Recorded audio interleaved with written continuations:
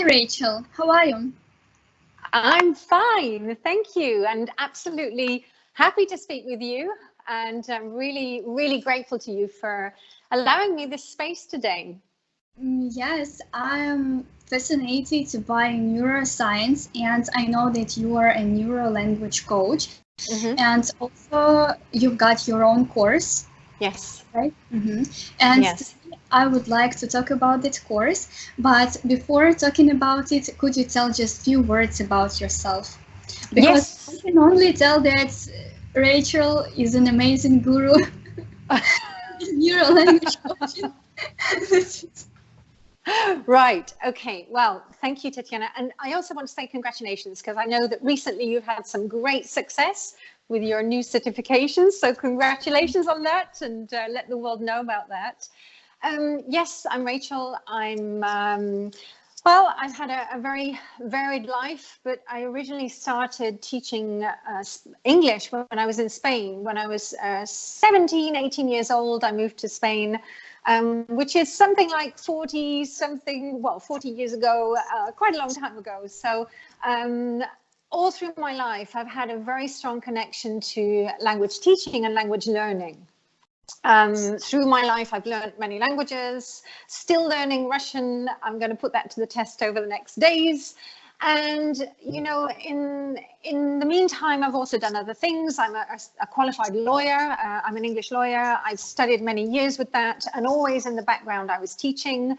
I have a master's in human rights. So I really believe in mankind. I really believe in people and the good of everybody. And you know, everything has taken me to create this certification, which is Neurolanguage Coaching. And I think it's Steve Jobs who said that you can only get to a point in your life when you can look backwards and join the dots.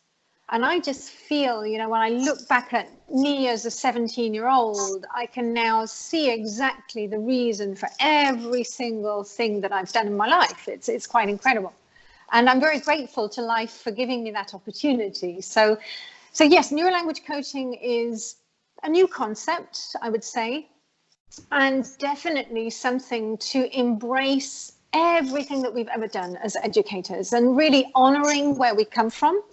I think we've got some great knowledge right back from the philosophers, the Greek philosophers, all the way through history, all the way over the last 200 years with language education. And we've come to today, and today is the 21st century. And the biggest question is, how do we move all of us into the new 21st century with something that is really matching the world of today and the brains of today? That's the biggest question, Tatiana.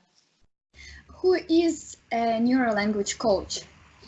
Well, it's quite interesting because in 2014, Dimitri Stepos did a study on this, and one of the greatest things that came out, neurolanguage coaches are actually people who are wanting to give back.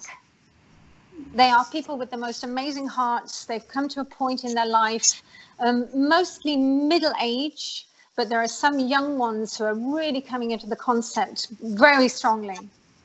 And it is that feeling of really wanting to understand the learner, the process, and how to make language learning much more, I'm going to say, peaceful, effective, efficient, and fun, and making it really a process that we love, all of us.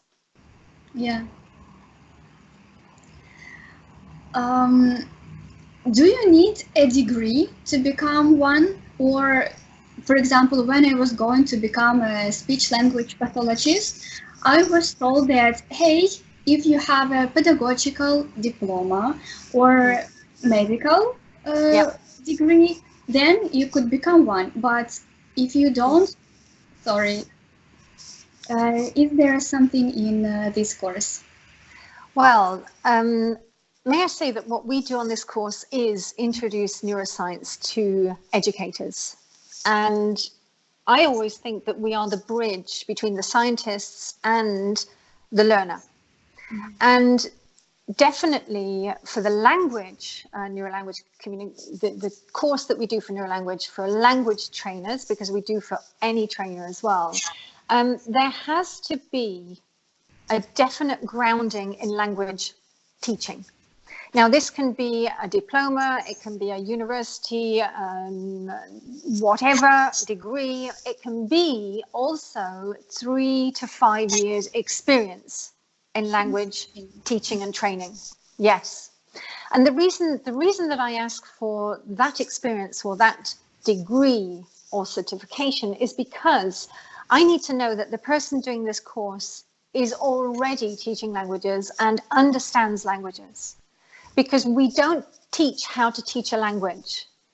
What we do is we learn how to transform the whole process to make it a holistic, brain-friendly, I'm going to say more learner-centric and learner-autonomous approach. And that's what people learn when they come to me. And I need to know that they can deliver grammar and language knowledge through conversations and without the books. What are the first steps to become a neurolanguage coach? Well, I think it's interesting because everybody takes their own path into this, and it's fascinating how people are actually finding the course, finding me, connecting with me. Some people connected years ago and now they are doing the course. Some people find it immediately and jump on immediately. And I always say it's a little bit like divine timing for everybody, and everybody has the right time when they will connect in and they will do it. And for me, there's no stress. I'm absolutely grateful for anybody who's interested. And definitely the first step is to contact me, contact my team. I have the most fantastic team with me. And we can give more information. They can do research on the internet. They can speak to some of our neurolanguage coaches worldwide. We've just hit, Tatiana, the 500 neurolanguage coaches. Yay. And it's like, wow, it's amazing. It really is amazing. So with pleasure, we do put people in contact with other neurolanguage coaches. And yes, we whatever people need, we're here. And if people want to jump on, fine. If they don't want to, also fine. So in the description of this video, I will post an email or a link. Yes, fantastic. Yeah, both, yes, right? Both, yes. Okay, so it will be understandable if to write an email or how to contact people. My next question is this course online or offline?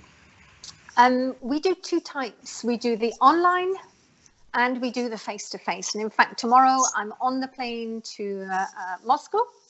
And in December, I'm going to Athens. And definitely we have the face-to-face model, which is happening more and more. And we're now starting to do that in different languages. So we've just this year delivered, my teacher trainers are delivering in French, Spanish, Italian, Czech. We're going to move into Polish, Russian. We're going to go into all the languages now where the teacher trainers are delivering it. And the online is exactly the same course and it's live. So it's not an asynchronous online. It's definitely a live course. And the objective is that this is a very learning by doing course. It's much more practical. It's not a theoretical course. We really focus in on getting people doing it.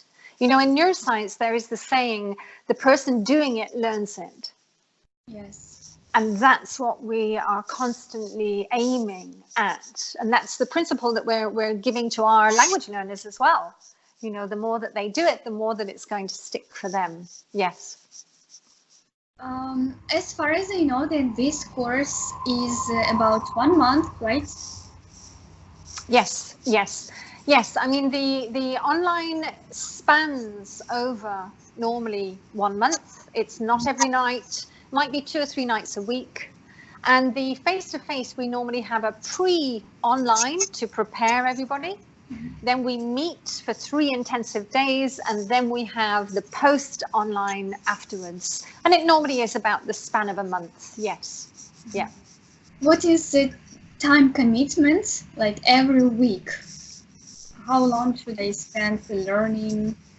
Well, you know, as I said, I really believe that this is a learning by doing. And I want it to be a stress-free course. So I want brains to be absolutely calm and stress-free. So I don't get people reading and learning when we're not together. What I do is I ask everybody to observe. Observe your brains when you're communicating with other people, when you're with your learners, try things out, test things, see the dynamic change. And then when you come back, looking forward to you sharing with everybody what you've been observing. So there's no extra time apart from the course time. I would say it's an integrating it into our daily lives, living it. This is about living it. Yes. That's wonderful. And before taking any course, I want to get ready for a course because I know that's from my childhood, from my school, that before a lesson you must be fully prepared, you must read something, learn something. Yeah. Is it the same with this course? Should I read before enrolling, or how can I get ready for the course in order to get the maximum of the course? Right. Now, we do actually, we do send a little bit of a pre-reading, and we ask everybody to read an article which is about 3 or 4 pages long. It's not a long article. Definitely, if people want to, they could read my book just to get a bit of background, but it's not necessary. It's not an obligation. And I would say, you know, a little bit like children, you know, when we're children, I mean, before they start with all that preparation and homework age, you know, as children, we go into places with open minds, we go in with open eyes, we go in excited because we don't know what's going to happen. And I would love people to come onto the course like that. And as adults, I would love us to go back into that child mode of learning, you know, the joy of just learning and trying different things. And yes, absolutely. Because I think we have so many boundaries, like, hey, what if I say, what if I, yes. So many overthinking. Yes. Yeah, absolutely. And definitely on the course, you know, right from the beginning, it's about creating a wonderful atmosphere in the group, a safe atmosphere, and that everybody feels safe enough to just try things, you know, no judgment. And that is the essence of being a coach. No judgment, absolutely taking everybody for who they are and not expecting any other than what somebody is. And empowering people to really maximize their strengths and their potential. Yeah, that's wonderful. I wish all teachers could know it. And I think that we should talk about it. Little by little, Tatiana, hopefully more and more teachers will come on board. And, you know, we do have the course, which is not only for language teachers, we also have the course for any teacher. And little by little, we're starting to bring that into schools, into institutions. And yes, absolutely. Absolutely. Because I think that I've got a set. I was taught in university that we must do something and expect, come on, this is the 3rd lesson, we are talking about it, you still don't get it. And there is so much negativity about it. Yeah. I've been learning languages for all my life, and I had bad experiences and good experiences. And yeah, let's totally agree. Compare the experience. Yeah, absolutely. And you know, what we really know, Tatiana, is that when people are experiencing the negative, and when we have those stress hormones, cortisol, adrenaline running through the brain, they're not learning. We're not learning when we are in that state. And if anything, we are totally blocking up. Tomorrow I'm going to have some blood tests, and also I will test my adrenaline and some other hormones. Yes. And you can you can test out your amygdala and how you can keep your amygdala calm, and see if you can get into some deep breathing and some imagery that's going to help you get through that. Absolutely. Yes. Yeah. And it's fascinating, you know, when we start to really understand our brains and we start to understand what's happening, then we realize that it's actually not us, it's the environment that is doing that, and we are reacting to the environment. So if we can help teachers to understand how to avoid that reaction in a learner, wow. You know, nobody in a learning process should be made to feel bad.